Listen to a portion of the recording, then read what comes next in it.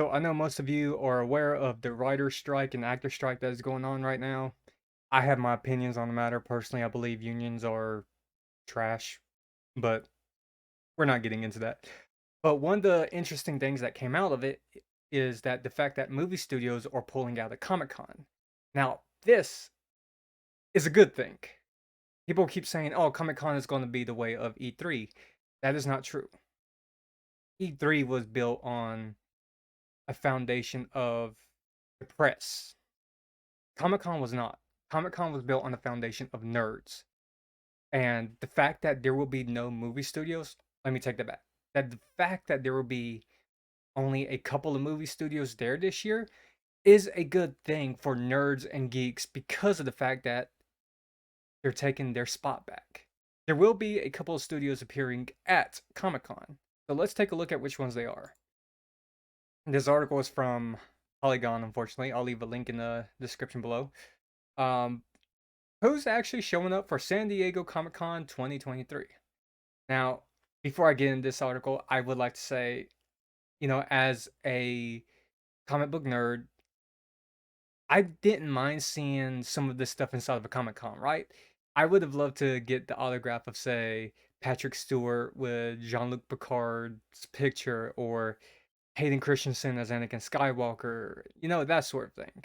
And when I was younger, I actually thought the idea of movie studios at a Comic Con was a good thing. And if I'm not mistaken, George Lucas was the one who set that precedent, premiering Star Wars at a Comic Con.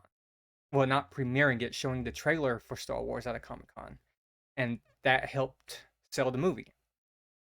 From what I remember, I could be wrong about that, but I don't think I am. 2023 San Diego Comic Con, set to run July 20th through the 23rd, suddenly looks sparse on the presentation front, which is a-okay, in my opinion. Likely due to ongoing Writers Guild of America strike, which has stalled many productions and pulled creators out of promotional cycles, many studios have opted out of attending the typically star-studded fan event. Okay, let's get down to what is actually not going to Comic Con. Out Disney, Marvel, Lucasfilm. This is a good thing.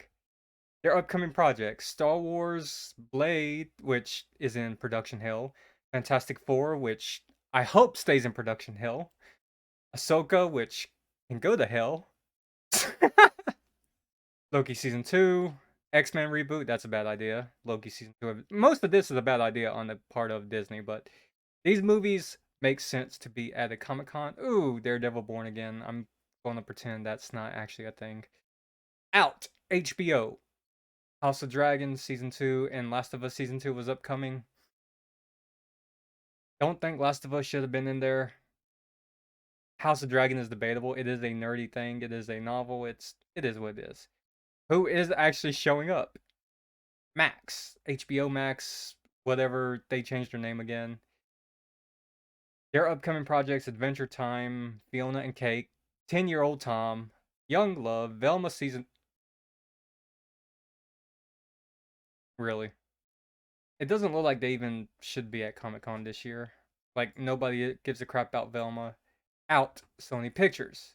All they had to show was Gran Turismo, Kraven the Hunter, Ghostbusters Afterlife 2, Madam Web, Spider-Man Beyond the Spider-Verse. Uh, I'm not even touching Kraven the Hunter on that one.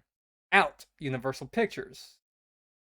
Upcoming projects: The Exorcist, Believer, Five Nights at Freddy's. Wow, where was I going with the original? And Migration. Never heard of Migration, and I didn't even know there was another Exorcist movie being made. Out, Netflix. That is a fantastic thing.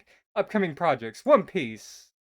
Okay, that's gonna fail, but you do you. Three Body Problem. Don't know what that is. And Rebel Moon. I have no interest in a Zack Snyder personal fan fiction film. Out, Warner Brothers Pictures. Yeah, I mean, let's be honest. Now, you should argue that this should be the thing that actually shows up to Comic Con because of Superman, Batman, all of that. But Superman Legacy has nothing but bad stuff behind it. The Brave and the Bold may turn out to be okay. Nobody wants the Authority except for James Gunn.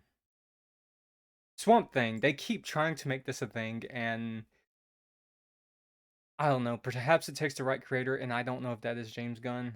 And Dune 2, I heard a lot of good things about the first movie, never watched it, and the Batman Part 2.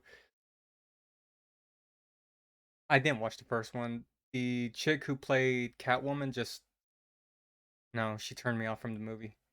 In Paramount Pictures, I wanted to say that's a good thing, but this Teenage Mutant Ninja Turtles monstrosity, no, just no.